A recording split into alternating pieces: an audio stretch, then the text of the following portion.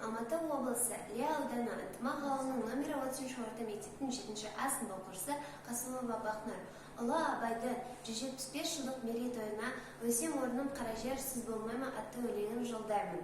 Өлсем орным қара жер, сіз болмай ма? Өткір тіл бір ұялша қыз болмай ма?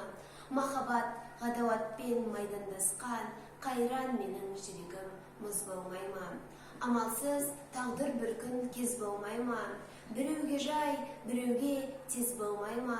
Асау жүрек аяғын шалыс басып, жерін тауып артқаға сөз болмай ма? Сонда жауап бере алман мен бишара, сіздерге еркін тер байқап қара. Екі кимек бір жанға әділет бе?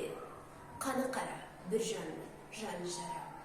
Жүрегіңнің түбіне терең бойла, мен бір жұмбақ адаммын, онда ойла. Соқтықпалы, соқпақсыз жерде өстім. Мыңмен жалғыз алыстым, кінә қойма. Жасымда албырт өстім ойдан жырақ. Ал айлаға, ашуға да жақтым шырақ. Ерте ояндым, ойландым, жете алмадым. Етек басты, көп көрдім, елден бірақ.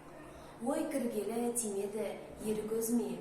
Сандалма мен күн кешкен түспе ізіме. Өзі елмей, ерік бермей жұрт қоретті.